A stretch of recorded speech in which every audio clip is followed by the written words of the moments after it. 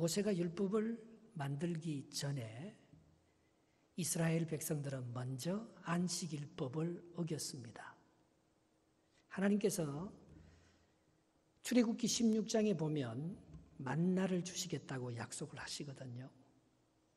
그런데 제7일 안식일에 하나님께서는 나가서 만나를 구하지 말고 이틀분을 충분히 먹을 수 있도록 해줬지만 제7일에도 나가서 그 만나를 구하는 사람들이 있었습니다.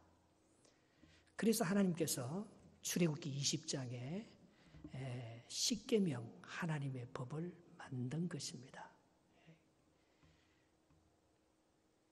인간이 특별히 창세기 4장에 보면 형 가인이 아벨을 쳐 죽입니다. 그런데 그 쳐 죽인 그 이후에 신명기법에 모세의 법에 살인하지 말라 그런 율법이 생긴 것입니다. 그러니까 법이 먼저 생긴 게 아니죠. 법은 하나님께서 인간이 살아갈 수 있는 하나님의 은혜 가운데서 모든 것을 할 수 있는 그런 우리의 본래의 법이 있어서 그게 기준이 되어서 충분히 살아갈 수 있는데도 불구하고 인간의 악함이, 인간의 본성이 타락하여서 하나님의 본래 주신 이 법을 잘 이루어갈 수 없었을 때 하나님께서 율법이라는 새로운 법을 만들어서 인간을 가두기 시작했다는 것입니다. 여러분, 만약에 이 법이 있어서 내가 살인했으면 심판을 받고 안식일 법을 어겼으면 하나님께서 축복을 주지 않는 그 법이 생기기 이전에도 인간은 양심의 가책을 느꼈을까요? 안 느꼈을까요? 법이 생겨서 법 앞에 심판을 받을 때만 내가 잘못했다 그렇게 느꼈겠습니까? 그렇지 않으면 법이 생기기도 전에 그 법이 없지만 인간은 왠지 사람을 죽이고 난 가인이 어떻게 했습니까? 하나님의 내가 무서워서 누가 나를 죽일까 봐 잠을 잘 수 없습니다. 나를 불쌍히 여겨달라고 창세기 4장 13절에 그렇게 말합니다. 가인이 여호와께 아뢰되 내 죄벌을 지기가 너무 무거우나이다. 그래서 하나님께서 은혜를 베풀어 주는 거예요. 창세기 4장 15절에 보면 가인아 네가 사람을 죽였다고 두려워하지 말라. 누군가가 가인을 죽이면은 그 벌은 7배나 더 받는다. 가인에게 표를 주사 그를 만나는 모든 사람에게 죽임을 면하게 하시니라 했습니다. 그러니까 법이 생기기도 전에도 우리 마음에 법이 뭔가 있는 거예요. 잘못하고 나면 누군가가 자기를 죽일까 봐 두려워하는 거예요. 인간 원래의 법이 우리 안에 있는 거죠. 그래서 하나님께서 그 죄책감을 느끼고 살인해놓고 자기가 살인당할까 봐 두려워하는 가인에게 하나님께서 가인을 보호해 주시고 은혜를 베푸는 법을 베푸는 것을 볼 수가 있습니다. 그러니까 율법이 있든지 없든지 사람이 자신의 잘못을 알고 죄의식을 가지고 있든지 가지고 있지 않든지 인간 모두는 그 원래 자기가 가지고 있는 그 양심의 법이라는 하나님이 주신 원래의 법을 그가 가지고 있다는 것입니다. 하나님께서 인간을 만드실 때 창세기 1장 27절에 보면 하나님의 형상대로 만들었다고 했어요. 하나님께서 자기의 형상, 우리의 형상을 쫓아 인간을 만들어서 남자와 여자를 만드시고 그렇게 되어 있습니다. 그러니까 우리 안에 하나님의 형상, 이마고 데이, 하나님이 갖고 있는 그 선함, 하나님이 갖고 있는 그 바르고 옳고 아름다운 그런 은혜가 우리 안에 분명히 있는 거죠. 그런데 거기에 빗나갔을 때 우리는 뭔가 깊은 죄의식을 느끼고 우리 안에 정말 고통스러워하면서 힘들어하는 그런 모습을 볼 수가 있습니다. 그런데 바로 그때 하나님께서는 우리에게 은혜를 베풀어 주신다는 것입니다.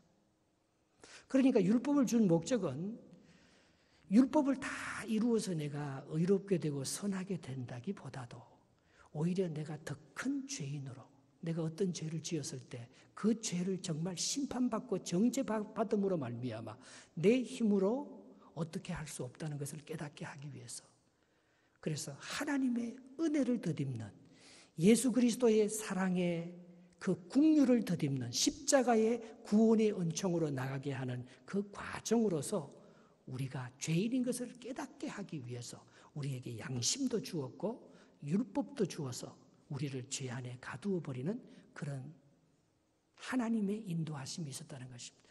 그래서 뭐가 은혜인가 하면은요, 정말 내가 죄인이고 내 힘으로는 아무것도 할 수 없다는 것을 깨닫게 될 때 우리는 진짜 하나님의 은혜를 덧입게 되는 거예요. 요한일서 1장 9절에 모든 사람이 죄를 범하였음에 하나님의 영광에 이르지 못했고, 또 우리가 죄 없다 하면 자기를 속이고 거짓말하는 자라 했어요. 만일 우리가 우리 죄를 자백하면 저는 미쁘시고 의로우사 우리 죄를 사하시며 모든 불의에서 우리를 깨끗게 해주실 것이라고 했습니다. 오늘 로마서에서 말입니다. 1장, 2장 계속해서 바울이 예수 그리스도의 십자가의 사랑, 은총으로 나가게 하기 위해서 오늘 1장에서도 그렇고 2장에서도 그렇고 하나님께서 우리에게 준 인간 본래의 법을 잃어버리고 하나님께서 우리에게 준 율법의 그 잣대를 잃어버리고 인간은 말입니다, 죄 가운데서 그렇게 살아 자기 스스로의 힘으로 구원받을 수 없다는 우리의 연약성을 이야기하고 있는 것입니다. 그래서 오늘 본문 12절이 이렇게 시작합니다. 같이 한번 읽어보겠습니다. 시작. 무릇 율법 없이 범죄한 자는 또한 율법 없이 망하고 무릇 율법이 있고 범죄한 자는 율법으로 말미암아 심판을 받으리라 했습니다. 율법 때문에 율법을 비추어 봐도 우리는 죄인이고 율법이 없는 하나님의 양심의 본래의 법에 비추어 봐도 우리는 죄인이기 때문에 이래도 망하고 저래도 망할 수밖에 없는 인간이라는 것입니다. 여러분, 인간에게 기대할 것이 있습니까? 내 자신을 아무리 돌이켜봐도 내 안에 정말 선함이 없어요. 똑같은 일을 해놔놓고도 말입니다. 참, 다른 사람이 한 일은요, 왜 그렇게 비판적인 눈으로 바라보면서 그 흠을 잡고 그 잘못된 것을 지적하면서 정죄하는지 모르겠어요. 그러나 자기가 한 일에요, 조금만 누가 남에게 잘못되었다고 그렇게 판단하고 정죄하면요, 그렇게 화가 나고 속이 상하는지 모르겠어요. 하나님께서 우리에게 준 이 본래의 법이 참 선한데 그 선함, 그건 다 하나님께서 우리에게 준 율법은 참 완전한데 내가 하나님의 준 율법에 비추어 봐도 나는 너무 부족하고 하나님이 우리에게 준 하나님의 형상, 양심의 법에 비추어 볼 때는 나는 날마다 그런 말을 하고는 그렇게 남을 정죄하고는 그렇게 남을 심판하고는 내 마음이 편한가 하면 오히려 더 불안하고 더 평강이 없고 정말 하나님께로부터는 점점점 멀어져가는 악한 내 자신의 모습을 발견하면서 낙심할 수밖에 없는 인간, 그것이 로마서 1장, 로마서 2장의 말씀인 것입니다. 그런데 그게 정상이라는 거예요. 여러분, 오히려 세상에 나가면 의인이 많잖아요. 그러나 하나님의 전에 들어와서 하나님의 말씀에 비추어서 살려고 하면 또 말씀에 비추면 정죄받습니다. 제가 요즘 시니어 대학에서 안 믿는 사람들, 성당에 다닌다고 하면서도 대부분 교회에 요즘은 안 다니는 사람들, 그런 사람들 앞에서 제가 말씀을 전해요. 저는 부드럽게 말씀을 전한다고 하는데도요, 어제도 어떤 할머니 한 분이 왔어요. 성당에서 옛날에 다녔다는, 요즘은 주일날 물론 성당에 안 가지요. 자기 법대로 사는 거죠. 목사님, 요즘 나는 목사님 말씀 듣기가 너무나 괴롭습니다. 모든 게 나보고 하는 것 같아서 너무 찔립니다. 나를 깨우쳐 주셔서 감사합니다. 그렇게 얘기해도 내 마음도 얼마나 미안한지 모르겠어요. 하나님의 말씀 앞에 이렇게 서면 왜 그렇게 부끄러운지요.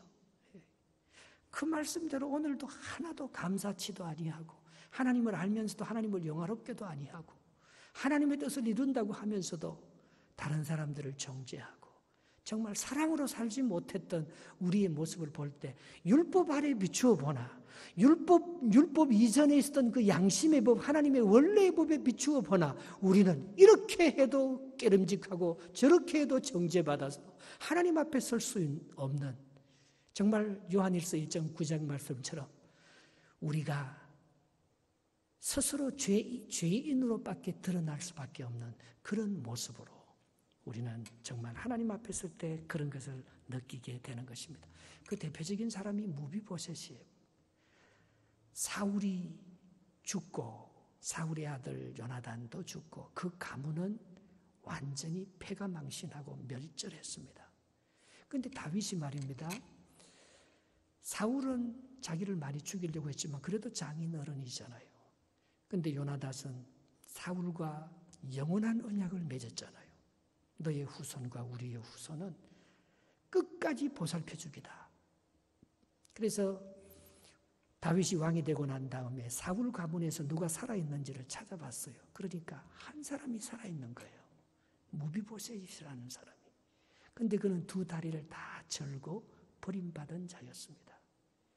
사울의 가문, 사울이 죽으면서 그 가정은 완전히 패가망신했습니다. 그런데 다윗이 무비보셋을 부르잖아요. 네가 사울의 손자냐, 요나단의 아들이냐 그렇다고 하니까 내가 너를 이제부터는 내 아들 왕자와 같이 식탁에 함께하여서 나의 그 왕족에게 너를 포함시키기를 원한다. 사울이 잃어버렸던 모든 전답과 토지와 상속권을 내가 너에게 회복시켜 줄 것이다. 사울에게 있었던 모든 종, 시바에 속한 모든 종의 가문들을 너의 종으로 다 만들어 주겠다. 웬 은혜가 이렇게 임했지요? 그때 시바가 하는 말이 뭡니까? 사무엘하 9장 8절에 그가 절하여 이르되 이 종이 무엇이기에 왕께서 죽은 개 같은 나를 돌아보시나이까 하니라. 만약에 말입니다. 무비보셋이 맞습니다. 나는 당연히 왕족으로서 당신과 더불어 당신이 사울을 대신하여 왕이 됐기 때문에 우리 가문이 이렇게 힘들어진 것 아닙니까? 사실 내가 진짜 왕족이지요.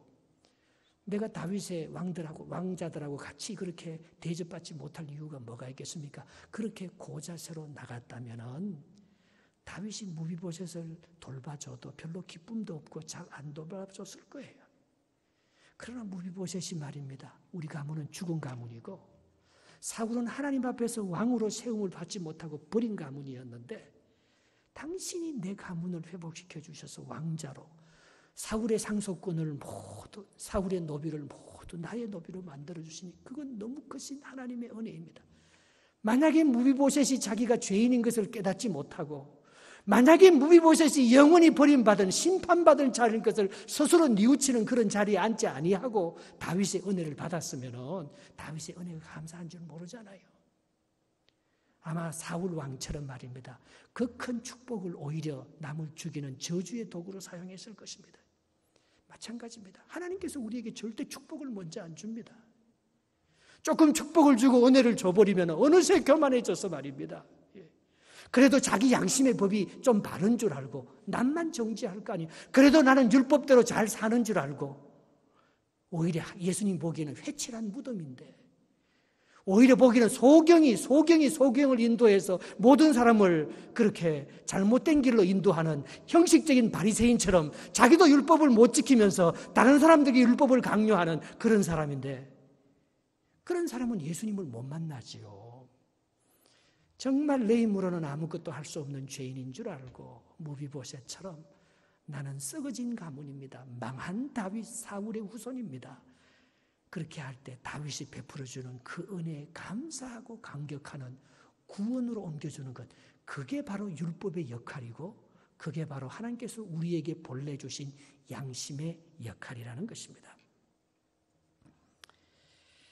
여러분, 이 범죄 심리학을 요즘 연구하는 사람들이 많고 요즘 범죄 심리학 얼마나 발달해 있습니까? 저도 드라마 중에서 제일 좋아하는 드라마는 수사극입니다.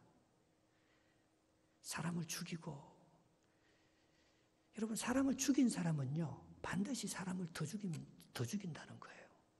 그 죄책감을 이기지 못해서 잠을 못 자는데 그걸 지우기 위해서 선한 일을 하는 게 아니고 또 다른 사람을 반드시 또 죽이게 되어 있다는 거예요.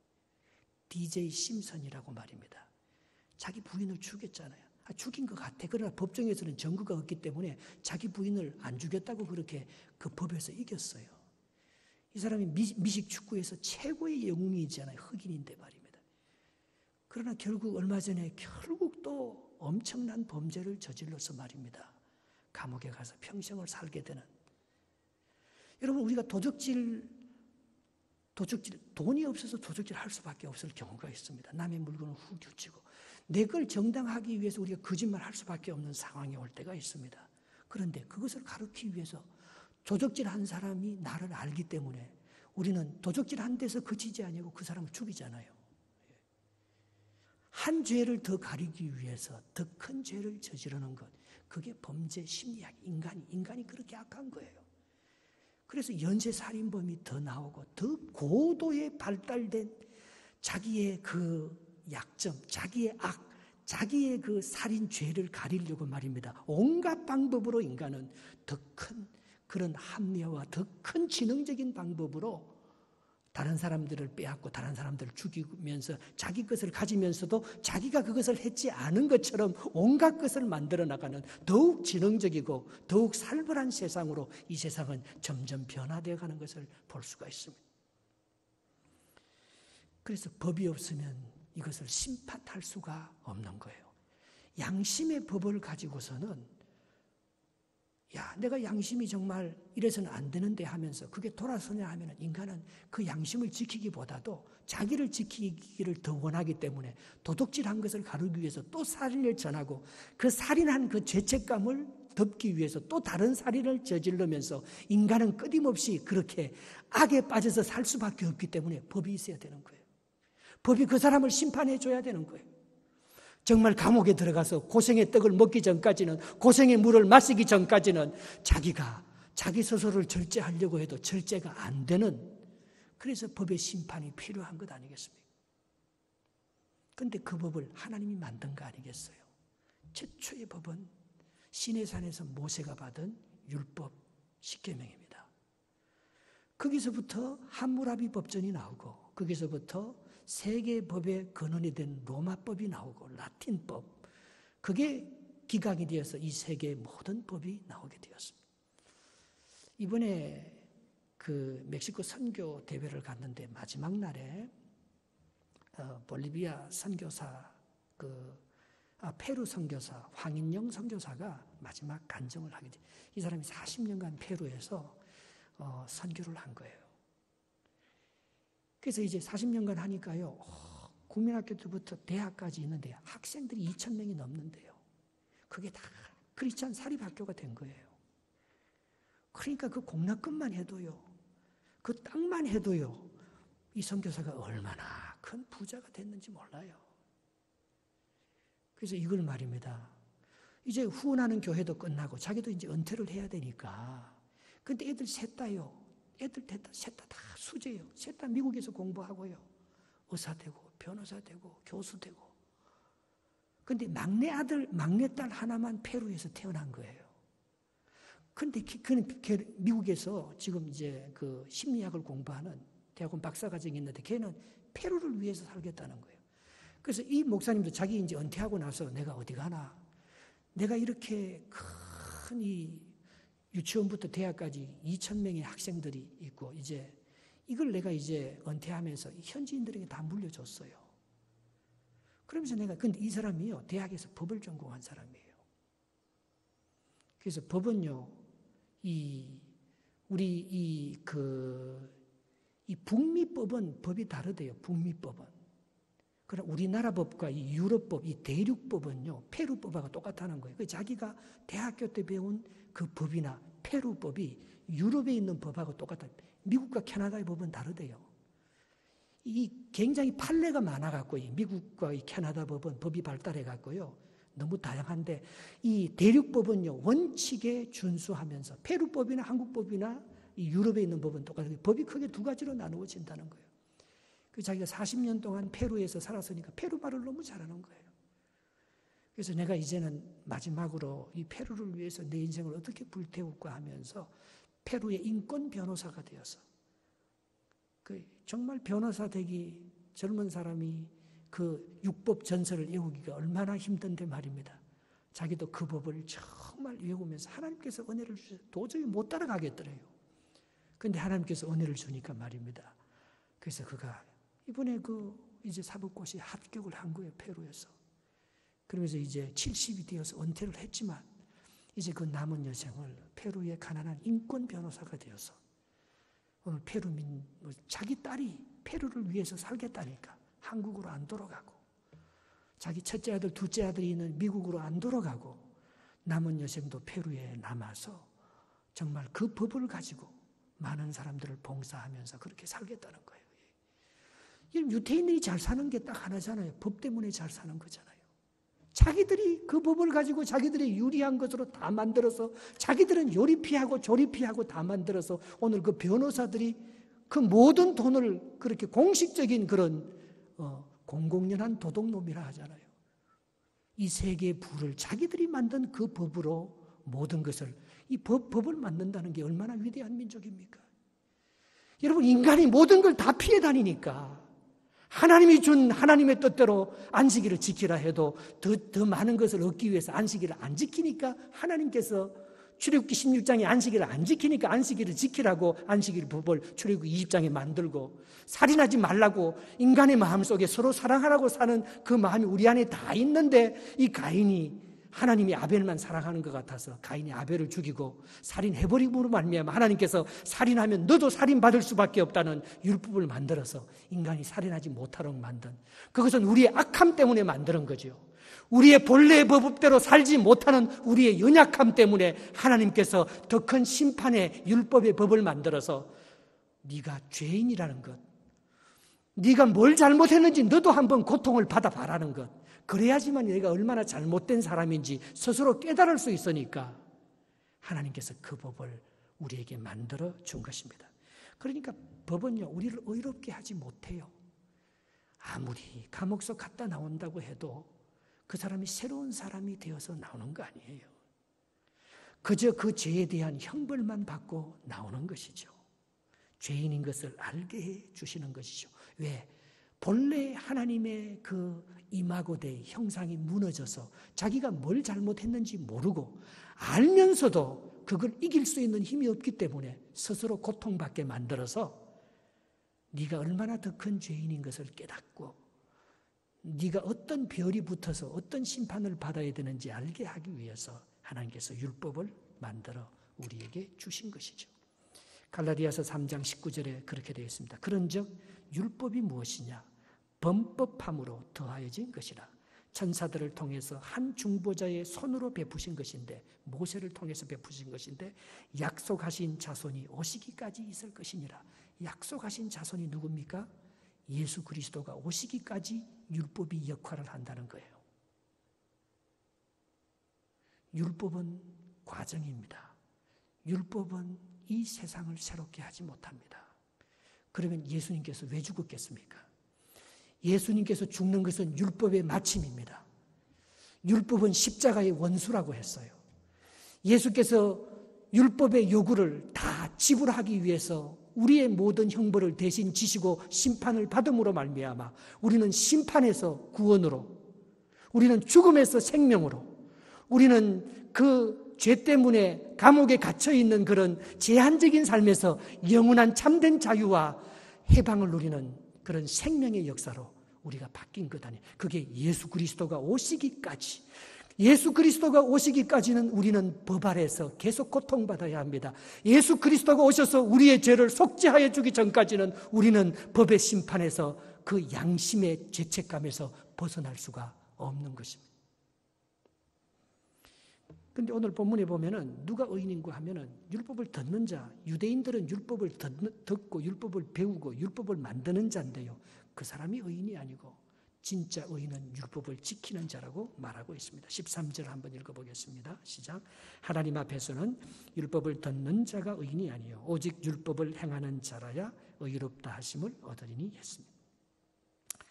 여러분, 율법을 듣고 말입니다. 이 율법을 배우고 율법을 지키고 율법을 만들어가는 사람들, 그 사람들은 정말 지성인입니다. 그러나 그 사람들은 어이롭지는 않습니다. 유태인들이 얼마나 똑똑합니까?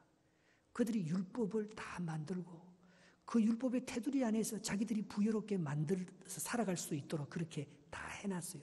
그 사람들이 그렇다고 진짜 믿음의 사람이고 도덕적인 사람이에요. 예수님께서는 그 사람들을 가리켜서 회칠한 무덤, 독사의 자식이라고. 소경이 소경을 인도한다. 마태복음 23장 24절에 맹인된 인도자여 하루살이는 걸러내고 낙타는 삼기는도다. 네가 율법을 만들어서 법을 피해 나가면서 돈을 벌고 세상을 너 손 안에서 만들어 주물락거리듯이 그렇게 하지만 너는 그 작은 것을 얻기 위해서 많은 것을 잃어버린 소탐 대실에 불과하다고 말합니다. 율법을 듣는 자가 의인이 아니라는 것입니다. 바보처럼 율법의 정죄함을 받고 내가 그렇게 살면 안 되겠다고 율법대로 행하는 그 사람이 하나님 앞에서 의로운 사람이지, 율법을 듣고 율법을 만들고 율법대로 이 세상을 자기 마음대로 주무리는 그 사람들이 의롭지는 않는 것입니다. 그래서 최고의 율법은 뭐냐? 하나님께서 만들으신 본래의 율법, 예수 그리스도께로 돌아가는 것입니다. 하나님의 형상을 회복하는 것입니다. 그것이 우리 안에 있는 본래의 법, 양심의 법인 것이죠. 14절, 15절에 있습니다. 14절, 15절 한번 읽어봅시다. 율법 없는 이방인이 본성으로 율법의 일을 행할 때에는 이 사람은 율법이 없어도 자기가 자기에게 율법이 되나니, 이게 뭐예요? 양심이잖아요. 자기가 자기에게 율법이 되잖아요. 법은 없어도 자기가 잘못됐다는 것을 스스로 다 느낄 수 있습니다. 15절은 더 분명하게 말합니다. 이런 이들은 그 양심이 정크가 되어 그 생각들이 서로 혹은 고발하며 혹은 변명하며 그 마음에 새긴 율법의 행위를 나타내느니라 했습니다. 이 대표적인 사람이 야곱이에요. 야곱은 율법 없는 시대에 태어났습니다. 야곱에게 양심이 있겠습니까? 없겠습니까? 야곱에게 양심이 있을 거예요. 하나님이 주신 본래의 법이 있을 거예요. 그런데 그걸 잠시 숨겨놓고 아버지를 속이고 형을 속입니다. 그런데 자기는 어떻게 됐습니까? 자기는 자기 아들들에 의해서 자기가 제일 사랑하는 요셉이가 사자에 몰려서 죽었다고, 요셉이 옷에 피 묻혀서 요셉이 죽은 줄로만 13년 동안 쏟고 살았습니다. 결혼도 쏟았습니다. 외삼촌 라반이 첫째 날에 자기 사랑하는 라헬을 준다고 해놔놓고 하룻밤 자고 나니까 라헬이 아니고 레아였습니다. 그가 얼마나 양심의 두려움과 가책이 많았는지 형이 야복강가에서 자기를 만나러 온다는 소리를 듣고 아내들을 보내고 12아들을 보내고 소와 양떼들을 다 보내면서 자기는 야복강을 못 건너잖아요. 그렇게 남을 속이면서 살았지만 야곱이 자기가 왜 모르겠어요. 양심이 그게 서로 정죄하고 서로 고발하고 서로 변명하면서 그게 다 자기 안에 율법의 행위를 지금 하고 있는 거예요. 그래서 바로왕 앞에 섰을 때 야곱이 하는 말이 뭡니까? 내 나그네 인생 130년에 정말 험한 인생을 살았습니다. 내가 남을 쏟고 빼앗고 성공하기 위해서 그렇게 발버둥 쳤지만 나는 더 많은 사람들에 의해서 속임을 당하고 내 아들들에 의해서 정말 비참한 이 험한 나그네 인생을 이렇게 살면서 나는 너무나 어려운 인생을 살았습니다. 그 마음에 양심이 있으니까 그렇게 고백하는 거 아니겠어요? 예. 그 마음이 하나 주신 본래의 법이 있으니까 그렇게 말하는 것이 아니겠어요? 그러나 아브라함과 이삭과 야곱, 요셉, 그때는 모세 출현하기 이전이기 때문에 율법이라는 게 없었습니다. 율법이라는 것이 없어도 자기가 자기 법이 되는 거예요. 그러니까 형을 못 만나는 거죠. 잘못한 사람들이 다른 사람 눈을 잘 못 쳐다보잖아요. 자기 안에 판단 기준인 하나님이 원래 준 그 본래의 법이 있어서 그 법에 자기를 비춰볼 때 정말 자기는 잘못된 인생을 살았다고, 나처럼 살지 말라고 그렇게 후회하면서 고백하는 말이지 않겠습니까? 그런데 이게 언제 해결되느냐? 여러분, 내 양심을 내가 아무리 깨끗하게 살려고 해도요, 너무 양심이 약해서 정말 많은 사람들에게 그 양심을 짓밟히며 사는 사람도 있고요. 그 반대로 양심이 묻어져서 그 양심을 숨겨놓고 많은 사람들에게 더 큰 악을 행하면서 살아가는 그런 사람들도 있습니다. 그래서 이게 우리 스스로 해결이 안 되는 거예요. 그래서 오늘 마지막 16절에 예수 그리스도가 오면 해결이 된다는 거예요.